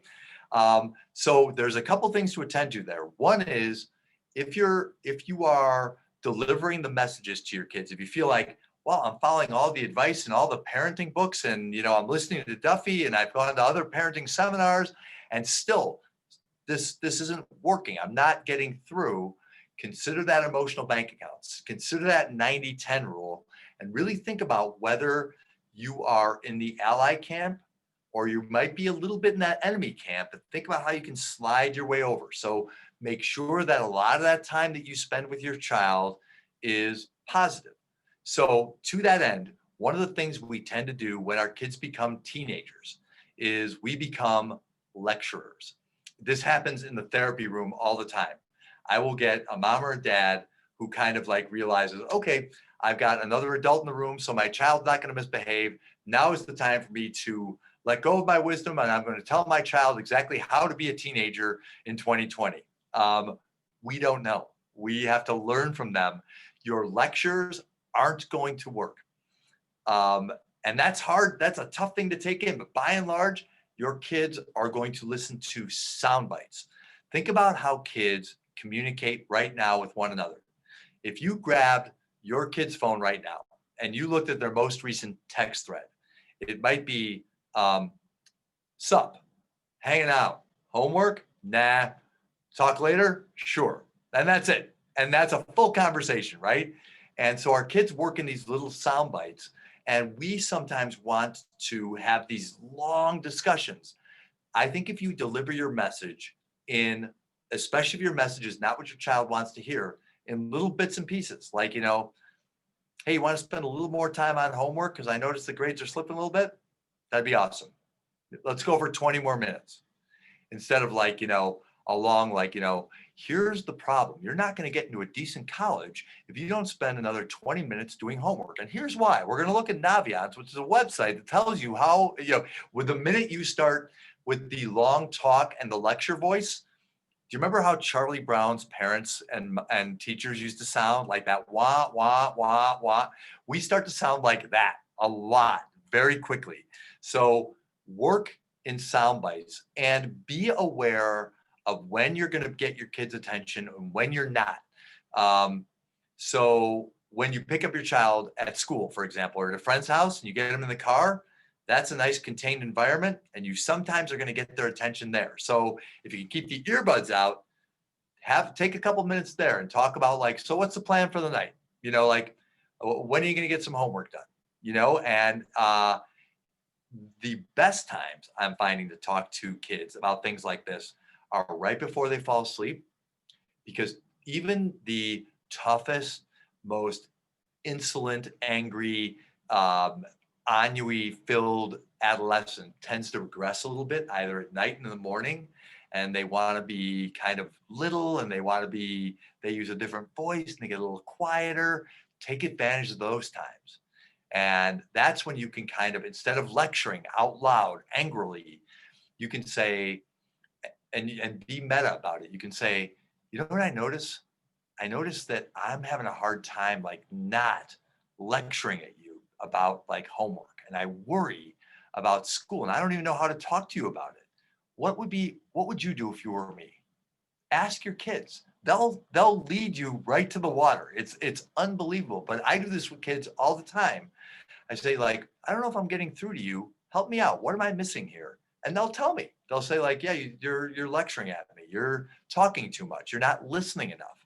And so we think a lot of our parenting comes from here, and an awful lot of it has to come from here. So what we want to do is ask open-ended questions, and we'll learn how to communicate with them. They'll teach us, and then you'll be able to deliver that lecture in those sound bites that work in the tone that they're going to actually internalize, instead of that, let's sit down and have an hour-long family meeting about homework, in which every kid is like, oh, they're out. They're already out before you even get started. So don't put yourself in that position. All right, we've got a few more. You feeling good? Let's go, man. Yes. Let's go. You guys are doing a great job. These are great questions. Yes. Okay. So here is one about personality conflict in the house that it causes stress in these anxious times. How do you navigate a situation where you and your child have very different personalities and you can't ever seem to understand one another? Yeah, awesome. This happens all the time. And this is one of those areas where parents, by the way, tend to judge themselves and think like, I'm terrible at communicating with my child and they're not listening to me and I'm not a very good parent. Not true. Not true. You do not have to be cool or speak exactly your child's language. In fact, if you try too hard, your child's going to pick up on that and think, this is a disingenuous, inauthentic gesture, and I'm not going to buy into that. So absolutely be authentically yourself, and you don't have to change who you are. But let's go back to the last question for a second. When you get moments with your child, I always think about, like, when I'm in a quandary with a kid, and I want you to think this way, I always go meta, M-E-T-A, which means we're gonna communicate about how we communicate. So what you can say to your child is, you know what I notice? And I'm going to paraphrase here, use your words and use your tone, but this is the idea. You know what I notice? I noticed that we used to have a lot of fun. We used to communicate really well together. And I can tell that I'm losing you. And I won't have that because I love you. I want to be part of your life. And so if I'm doing something in the way we're communicating that's not working, you got to let me know. And I'm going to do the same with you. We got to communicate about how we communicate, because this is too important to me for it not to work. And be really clear about that you value communicating with your child. So let them lead you. And they're probably going to tell you, well, they're going to give you something that is going to be striking. They're going to tell you you don't listen well enough. And that's what I hear more than anything else, is you're not listening to me when I'm trying to tell you something. And oftentimes your kids are going to have things to tell you you're not going to want to hear. I'm going to, if you'll indulge me for just a moment, I want to tell a quick story.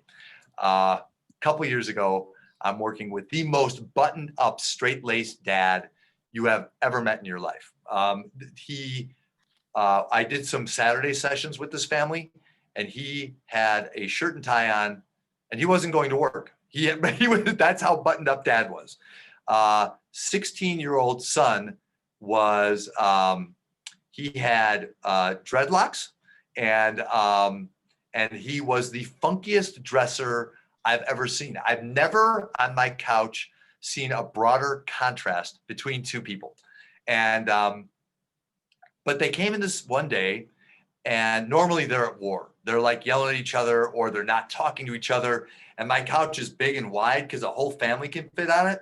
And they were sitting 96 inches apart, as far apart as you can sit on this couch. If they could sit in different rooms, they would have. But this one day they came in laughing. And I'm like, what's going on, guys? And they told me this story that dad came downstairs. He heard some noise. It was 2:00 in the morning. And his 16-year-old son, this is like a middle of the week, a Tuesday or Wednesday night, is downstairs and he's on his computer. And his dad says, up late doing homework, huh? And the kid's like, no, I finished homework a long time ago. I'm doing beats and doing some rapping now. And the dad's like, I'm sorry, what? You're doing what? And he's angry. He's like, you're rapping like a rapper? You want to be a rapper? And the dad was like, going to go all in on like, do you really think you're going to make a living at that? Something useful is going to come out of that? Are you kidding me? But he stopped himself and he said, play it for me. And they sat there in the middle of the night and dad listened to his kid rap. And at the end of it, he said, quite honestly, you know what? I hate rap music. That's pretty good. That was not bad.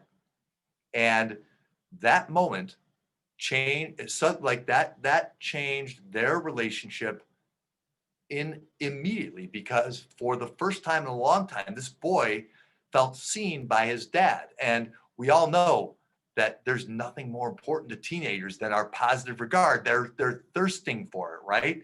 So that moment of approval, this kid now, this is a couple of years ago, he's not a rapper. He's a freshman in college. He's doing, he might be an interior designer. I think that's where he's headed. But his dad recognized this is something that matters to you. So I'm going to get into it for a minute. And then I'm going to say, all right, get to bed. It's late. You got to go to bed. This isn't going to work out. But his kid was willing to listen, and they were all of a sudden buddies. So it's that kind of little thing, giving your child that moment. What we tend to do is we hyper parent and over parent, and we think we have to bring a lot of words to our parenting. Some of you who are listening read a book when your kids were little called 1, 2, 3 Magic. The author of that book lives about 5 minutes from here. He wrote my foreword for my first book, so I know him pretty well. And he said, I have sold 2 million books based on the concept of parents talking less. and honest to God, if you read his book, I'm going to summarize it for you. It's a timeout book, basically for 2 to 12-year-olds. But his main gist is for parents to use fewer words when they're frustrated. Use few words, have few rules, and then you have fewer rule breakers. So have a few house rules, laminate them, put them on the refrigerator so that you can use that 90% and you're connecting with your kid most of the time. And then the connection comes pretty easy, because most of the time when you're approaching, your kid isn't thinking, I got to put the armor up. I do not want to talk to my mom or dad. They're open to talking to you because you're an ally. And the key to this whole question is creating an alliance that lasts forever. It is joyful, but it's also really, really effective parenting. So it might take a minute to get there, but it won't take many. 1 or 2 moments of goodwill, that's all it takes. Kids are quick, they're forgiving, and they want the alliance with you. They want it really, really badly. The myth of adolescence that way too many of us carry is that it's awful. And so we approach our kids as if it's going to be awful, as if this is just something, a storm we have to weather. When in fact, if you look at it like, these years are amazing. My child is developing this beautiful identity separate and apart from me. And how exciting is that they get to do that. And I get to bear witness to this awesome process and be an ally and a guide and a consultant along the way without steering the boat and pushing it in the direction I need it to go, right? That's taking your fear and judgment and your ego and putting it aside. It's mighty, but when you do it, it's really rewarding. Okay, that's a lot of talking for that one. No, but it's excellent. Thank you. So Dr. Duffy, for those of us parents who struggle with anxiety ourselves? Here's a question. This is from one of our attendees. Said, when I read your newest book a few months ago in July 2020, I saw myself in some of the issues related to anxiety. How can I constructively talk to my kiddos about my own challenges while helping them learn about themselves? That is a beautiful question. And I mean that sincerely. I'm going to use me as an example. So I have one child. My son, George, is 24. And I was a very anxious kid. So I can relate to you. I know what it feels like. I still carry some anxiety now. So I know what you mean. And we have this tendency, we parents, not to want to share our stories with our kids, not to want to share our difficulties when we were teenagers, not to share our weaknesses. And what a lot of kids believe then is my parents were perfect. And that oddly adds to their anxiety. So what I would encourage you to do is to sit down and talk openly with your child about anxiety. And the way my son and I did it, when I first realized he was starting to get anxious about some things, I shared with him, okay, so when I was your age, my anxiety felt like this. And this is honestly what I told him. When I get really anxious, like in a class, it feels like the floor is fluid, like I'm going to pass out any minute, and everybody in the class is going to make fun of me. What's it like for you? And he shared what it was like for him. And we kind of talked about different ways that we mitigate and manage our anxiety. And suddenly we were colleagues giving each other tips on anxiety management. So my strong bias is to share your anxiety story with your child. Now, let me give a little caveat. Anxiety feels horrible. I know it does. I know it is a brutal thing to suffer. And you want to leave your child with hope that anxiety can be managed. And I promise you, that is a fact. Like, I'm an anxious person, and I can speak in front of a room of 500 people these days. So you can get past and manage anxiety. So I want you to remember when you're talking to your child that hope and optimism has to be the goal. It can't just be, we're both anxious, it's in the family, what are you going to do? You right? That doesn't give them anything to work with. But if you start talking about like tools, ways to manage anxiety, whether anxiety is necessary. I worked with a mom and daughter who had this great conversation that I stepped all the way out of, where the daughter said, do we even need to be anxious like we are? And the mom's like, I don't think so. Like, I worry about what's going on socially with my friends. And when I get together with them, everything's always fine. And the daughter's like, yeah, me too. Like, why are we worried all the time? And once you can start thinking in a clear way, like, maybe I can put this worry to bed, because anxiety tends to be worry about worry, right? We're anxious about getting anxious the next time. So if you can find a reason not to get anxious and you can work that through together, first of all, you can put me out of business. You don't need me in your life, right? Yeah, because you have the tools, because that's the way we manage anxiety is through cognition and behavior management, right? So if you can get to the way your child thinks about his or her anxiety and the way you do, and what they do when they get anxious, then you have something to work with, and you can start to trade tools and techniques, and you can start to build hope for them. Like, so here's what I think you're going to do to mitigate your anxiety. And you can say, like, when you go to school tomorrow, just go into that class, sit next to that kid who you're most afraid of, and let's just see how it goes. And when I work with anxious kids, this is one of my biggest little inside tips. I usually send them into their anxiety-inducing situations, telling them, you are allowed to get completely anxious. You can screw this up completely. And it doesn't have to go well at all. And if you need to, you can even leave. And it never happens. It never gets screwed up. Things always go well. They come back with a report like, yeah, I just went to the class that scares me the most. I was fine. I gave the speech in front of the kids. Everything worked out. Anxiety is something that is kind of the nastiest liar we carry in our minds. And so if you can teach your child the way your anxiety lies to you, she can start to think about how her anxiety lies to her.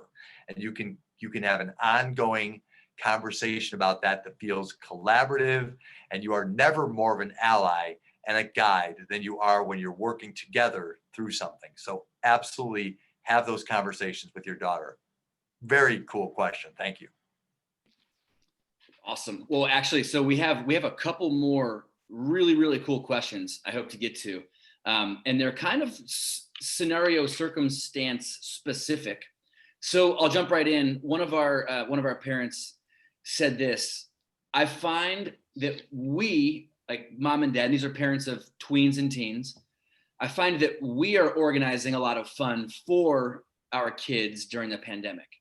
My kids are athletes and lucky enough to continue to play, but off the field with the pandemic, we're organizing outdoor play dates, etc. And they said, if we kind of left it up to them, they would kind of sit around and do nothing. The fact that we're organizing these play dates and these activities, is that a good idea or a bad idea, or should we let them flounder in boredom? It's a good question. I like it a lot. So here's the if you ask 10 therapists, I think you get 10 different answers, but I'm going to tell you this. Doing something for your kids, jumpstarting them, if you're able to do that, if you're able to make that move by arranging the play date, especially in the midst of a pandemic, I'll take that over sedentary kids any day. Like I said earlier, and I feel this at my core, one of the most difficult things to do is to go from stillness to movement, right? So if your kids are athletes and they're moving, and you can get them out there pretty easily by arranging a play date with a couple other parents in the middle of a pandemic, my bias would be not to put that at the feet of your children, not right now. As we start to work our way out of the pandemic, which I hope is very, very soon, then I think you start laying it more in their hands, and I would back off a little bit. And if there's a little bit of boredom and they have to work through that boredom and realize, like, oh, if I don't do something, nothing's going to happen, fine. But for now, it is hard enough for our kids to be in the middle of the pandemic, trying to stay active, trying to stay upbeat, trying to stay on top of their schoolwork in this most bizarre way, trying to mitigate some of the anxiety they might feel about the pandemic, some of the anxiety that some kids describe to me they feel getting together with friends. Like, everybody else is really casual. I'm nervous. I don't want to get it, or I'm not sure what to say because the practice effect of it getting together is gone. If we can nudge them along and give them a little bit of help, by all means, please do that for now. And then on the back end, I would start to slowly step back and let them start to put their own play dates and stuff together. But for now, if you're deeply involved in that and they're active and they're thriving and they're out and about and active, my gosh, you are winning the lottery of parenting right now. I beg you not to stop doing that. And anybody else who's listening who's not in those shoes, arrange the play date, absolutely, for your kids, and push the issue, especially right now. They probably need a jump start, and that can come from you, and that's okay. That's good parenting.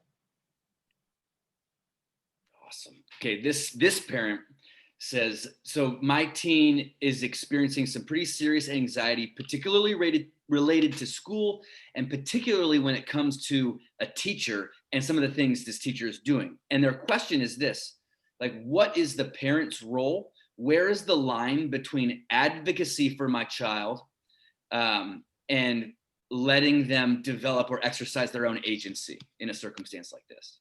So this depends to some extent on the age of the child, but some of you might have kids of different ages. So I'll address, like, if you have very young kids, advocacy has to come early, right? It's your job very quickly. If your kids are, for example, in middle school, I would consider reaching out to the teacher, having a sit down with them, or a Zoom call, I suppose, with them, and working through, like, my child seems to be having a difficult time in your class, doesn't particularly enjoy it. Help me understand what's going on from your end, and then you become kind of the mediator between the two of them, right? So I'm going to draw that distinction between middle school and high school. If you've got a middle schooler, be the advocate, be the mediator.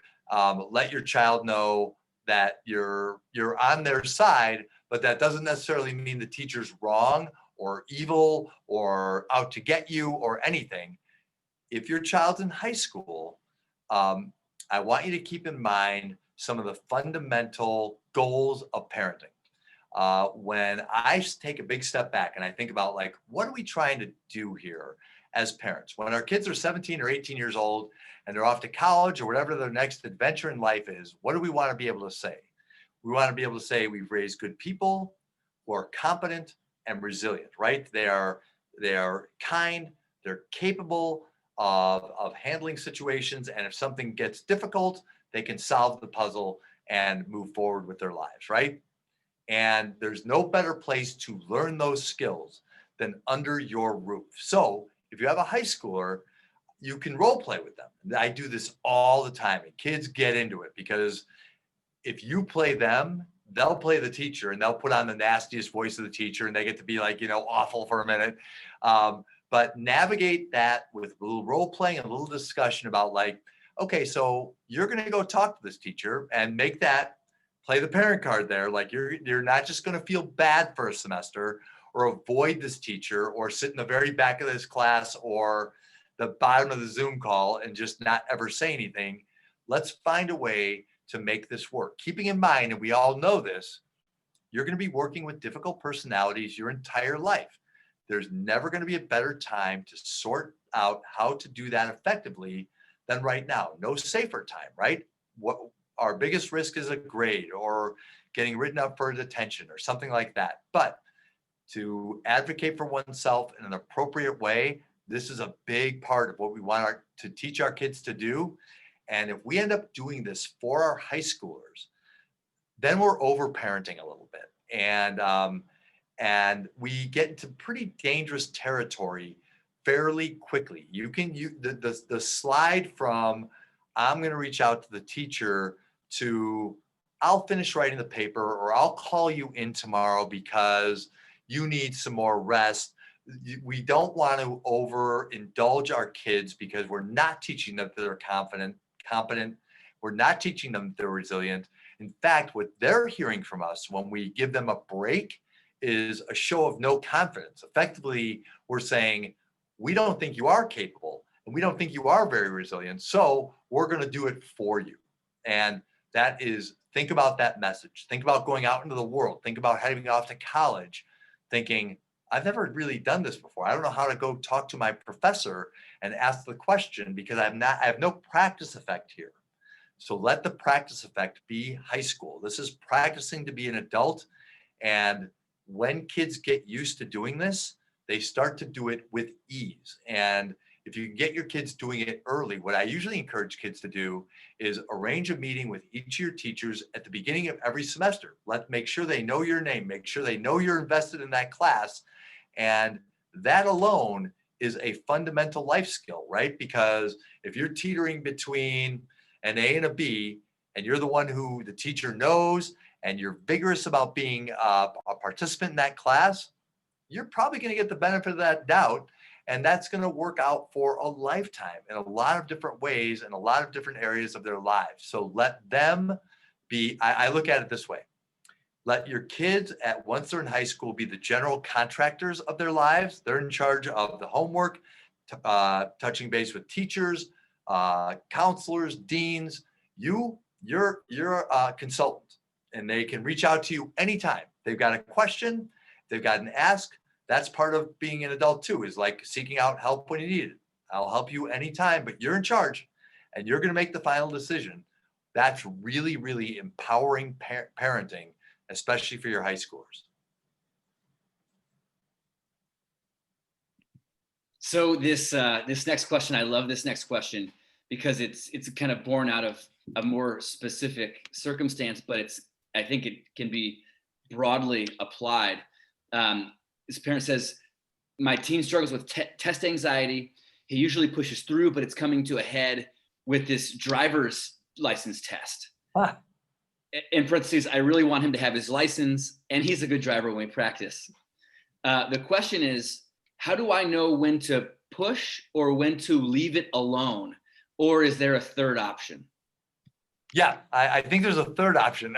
So I'm going to offer you a third option. First of all, this is not as unusual as this may sound. It is striking, I think, for most of us, most everybody listening, when the opportunity came along to get a driver's license. Those of us who hated going to school, wanted to go to that driver's ed class, get that done as quick as possible. On our 16th birthday, we wanted to go and get our driver's license and start driving right away. Kids today are a little more reluctant, a little more hesitant, not so eager. They've got other options to get around. And so you might find that your kids don't have that enthusiasm, and it might be completely puzzling to you. It's a story I encourage parents to share with their kids, just because there's this massive gender difference. A lot of kids have some anxieties around certain things like driving. And so the test anxiety might have less to do with that test, because test anxiety itself in school tends to be pretty broad. So if you have test anxiety in science, you have a little bit in math, you have a little bit in English, and it tends to spread. So this might be specific to driving. And a lot of kids I work with have been very anxious about the responsibility of driving. I'm afraid I'm going to hurt somebody. I'm just nervous about how this is going to go. This thing is massive. I'm not sure I have control over it. Whereas most of us didn't even think it through. Kids today are super thoughtful, and that works to their advantage in a lot of ways and to their disadvantage in some ways as well. So my bias is there's a certain number of hours, and I'm not sure what it is in Virginia, but here in Illinois, I think it's 50. You have to put 50 hours behind the wheel.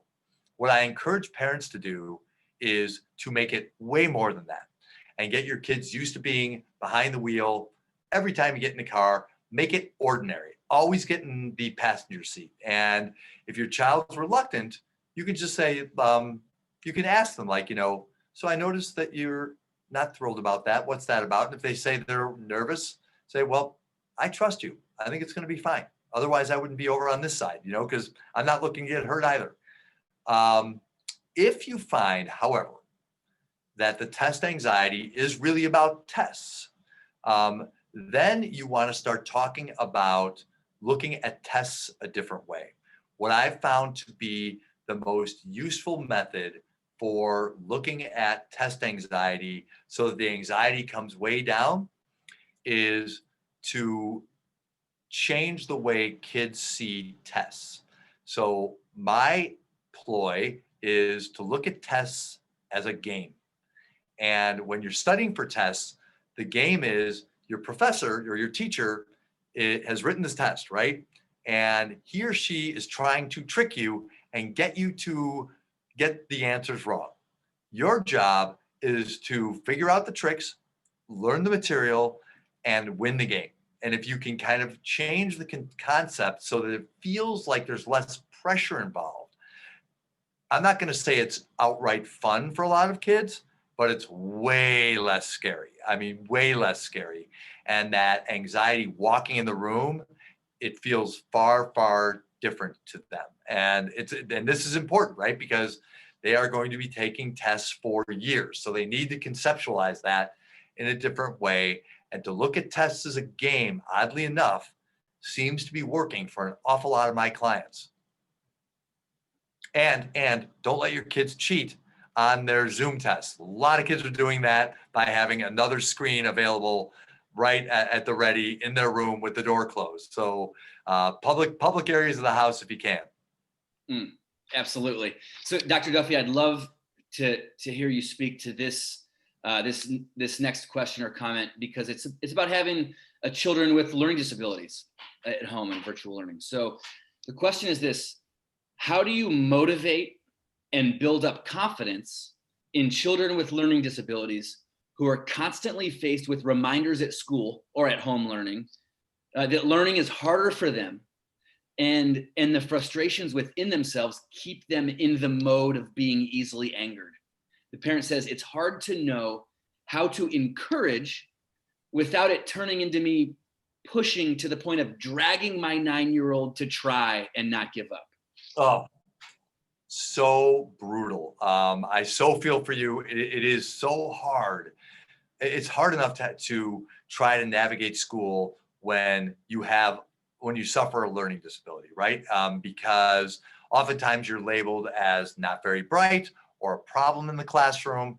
And then to have to do it on this one-dimensional Zoom call is frustrating. And there are concepts that you just can't get, you just can't wrap your brain around. And you feel like absolutely. And the kids I work with who suffer learning disabilities, and I work with a number of them, they'll just tell me, I feel stupid and I feel incompetent.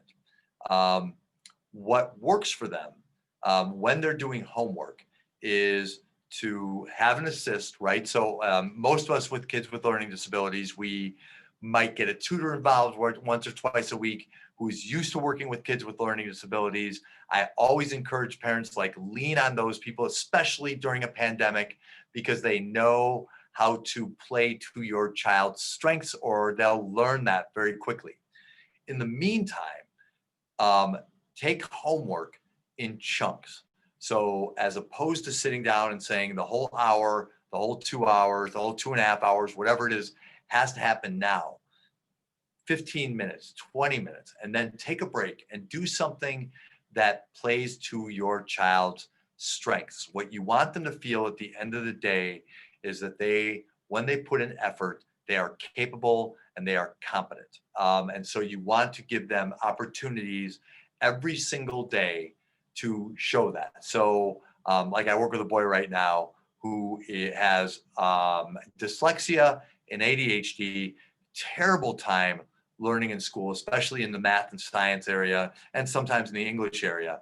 He is a guitar virtuoso. And so the deal he struck with his parents very wisely is half and half.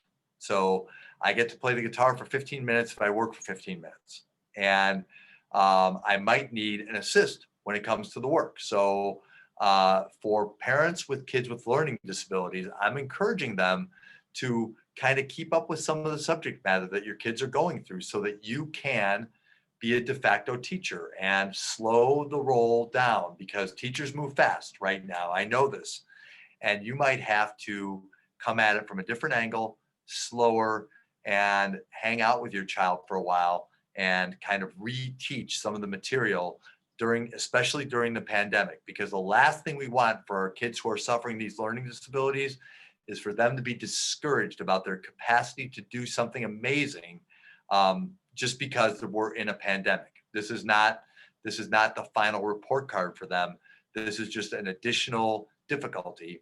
And at the end of every day, give them a little feel good. Let them know, hey, I know this is tough.